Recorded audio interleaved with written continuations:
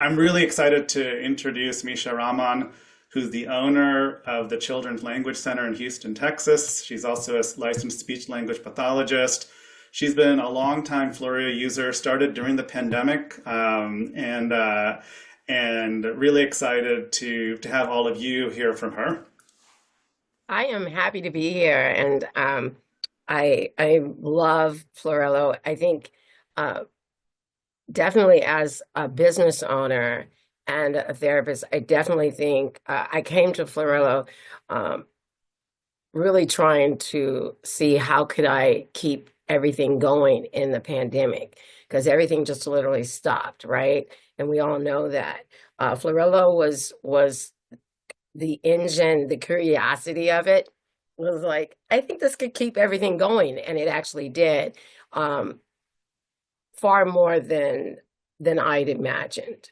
Um, it actually, I think, when parents weren't coming in, um, and we were able to do it distance wise, it actually motivated parents to start coming into the clinic before with health precautions that we created, it made them want to come in more. And so that was good. So I think we were one of the only in-person clinics in the city of Houston that was working throughout the pandemic. And I really want to thank Florello for that. But I digress. Let me introduce myself.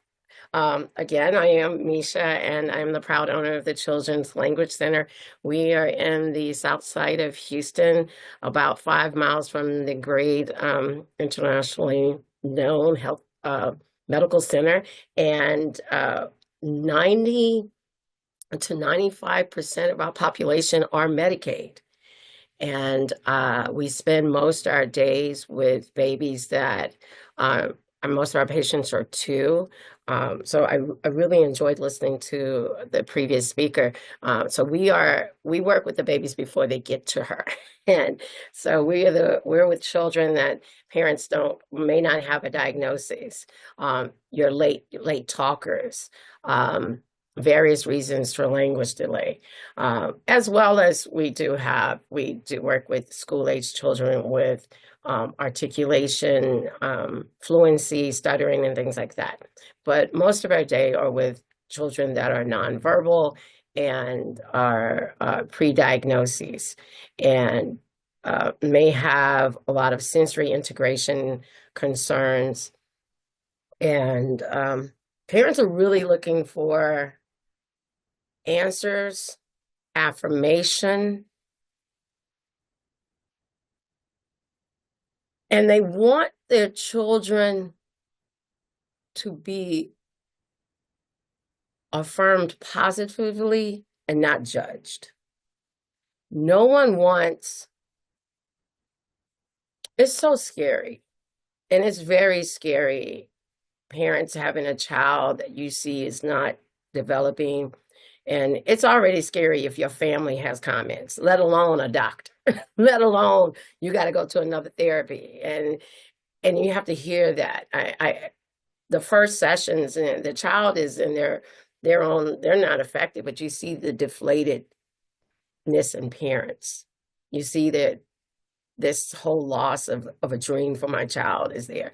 And I'm so happy with Furillo just like knocks that out.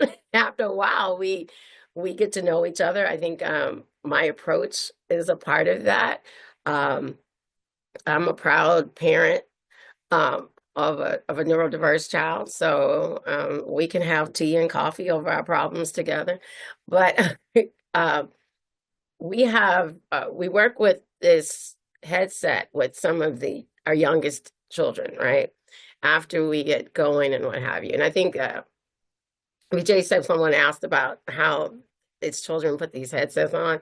I just kind of want to I have a lot of suggestions and a lot of things I use. So a lot of babies, of course, they will not put this over their head. No way, no how. A lot of kids, they're not getting a haircut. They're not combing their hair. They're just, thank God my kids are cute because they will not let you comb their hair. Okay. So we just kind of, mama or daddy, I usually say one word, mama, daddy. It just takes care of the whole family. But they just hold this over their head like this. And we do it like hand over hand. So you help a kid learn how to write. You do that and it helps them like gain attention and not have that fear. And we usually sit them, the youngest ones will sit in the parent's lap. And that's how we get started. I like the system, and we talk about a family approach to care, is because I have my issues with technology and my kids because I'm trying to take them out of a bubble of technology that puts them in a bubble. This allows the parent to be in the activity with the child, right? So unlike the school setting, we're here, the family is in the session with us. So on the iPad, they're able to see what the child is seeing. So let's say we're an older kid and they're not looking, they say, hey, turn. So it becomes a whole family thing of turn your head, turn your head. She's pointing over here. She's pointing over here. Go past the elephant. And it becomes a we instead of a me, which is really what I'm after. I'm after, and that goes beyond autism diagnosis. I really want that family to be more affirmed and just have these experiences that families don't get. They don't get this experience of joy and laughter and seeing their children happy. And that's the bottom line. Kids are happier doing this. Um, uh, Let me go into, I could talk all day. Let me like try to stay on point. Beyond autism, no, let me just stay on autism for a moment, because just today, I have a baby. No, she's not a baby. She's not a baby. She's 8 years old. Can you tell by what it looked like this? We've been working. And she came, we just started working a year ago. She got the best abuela in the world. And I know other people may have one, but my baby got the best. And she's never had services before this. And she goes to school and they said she was nonverbal. Had all these kind of behaviors when we got started. It was a challenge. This, she stops. We start hearing vocalizations. We start hearing sounds from someone who is described clinically as nonverbal. Eventually, this has motivated a child who has been described as nonverbal, whose negative behaviors were covering up her ability to do so much. So while she may not be speaking, we found out this girl could read and write. We put on a chalkboard, she can spell out words. So how do we start every session? Let's get regulated, mama. Come on, let's get regulated. So today, she's 8, and we're females. I don't know if y'all have an 8-year-old female. But today, and we're in Houston, she went to a snowy place. And I never did snow with her. She stopped and paid attention to the snow. The snow calmed her down. I was like, oh my gosh, we may be staying in snow for a while. She was looking at the trees. She calmed down. She actually started paying and following my directions. I was like, oh wow, we're having a good day. Oh, I love you. And so we like had a good day. So thank you, Floreo. Um, I have another patient who came to me in the pandemic, and he had immense echolalia. Whew. Now he is reading on level. The echolalia may come up, but is not there. This Saturday, he went grocery shopping in Floreo, and his mom was able to be there in the session. It was so good. She said, read your grocery list, read the shopping list. So it's a whole thing. And so we have to like work on not screaming so much so his echolalia doesn't come back out. But he did start reading that shopping list because mama started screaming, look at the shopping list, because again, it's a whole community event, which is the answer to autism. We are doing this together. It is all love. Everyone loves you. Even the energy and the read the shopping list. We love you.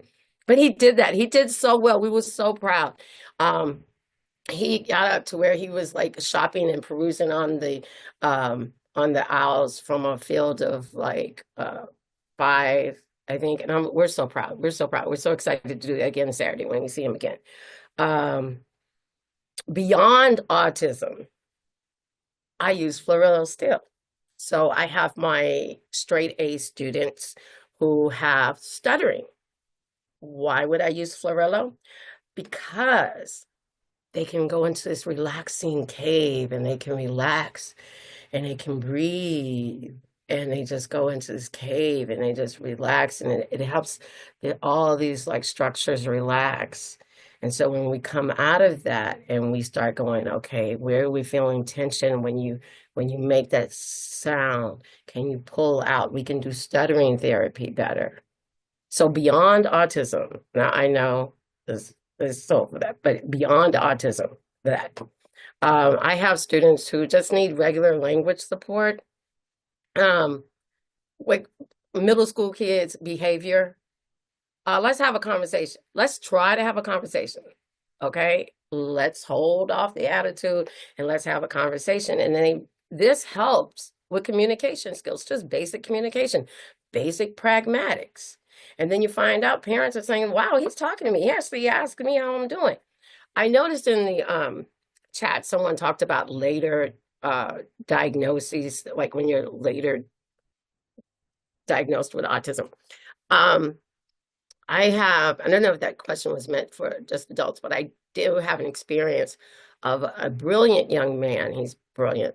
I think all my people are brilliant, but okay. But he was 12, very high, very smart, had some behaviors that were kind of quirky, very, very highly verbal, and had just been diagnosed with autism. I asked him, well, how you feeling about that? And he said, well, I'm really happy about it because I knew there was something going on. Like I would go to church, I would like my siblings. There was something different about me. And at least now I know what it is. And I can tell people, hey, if I do something, I can tell you why I'm doing it. And I was like, wow, that's so refreshing. With Florello, what did we do with Florello? We really worked on having conversations. So much so that he went to his occupational therapist and he says, hi, how are you? And she was like, oh my God, I'm fine. He said, you're having a good day? And she said, yeah. She said, oh, I'm so happy. He said, my speech therapist and I are working on me like asking people how they're doing. I said, can you not do that part? Can you just not? Just let it flow. But he really did start. He got to where he was going to church and giving public speaking. This is huge. It's been a game changer in our community, and more so when you look at communities of color. We usually don't get opportunities to have the best of devices and things coming to us, and this is a game changer. Parents have just they're engaged and they feel like they're really getting quality care and their child is not getting less than anybody because they're on Medicaid. And I really appreciate it. And I am, so if anybody has any questions, you definitely can reach out to me. BJ and the team know how to reach me, and I could talk forever, but I love the product and I love what it does for my children. We're so grateful, Misha. Thank you so much for all those descriptions. And like I said, she's an OG user from way back now. We're so lucky to have her as a customer and partner.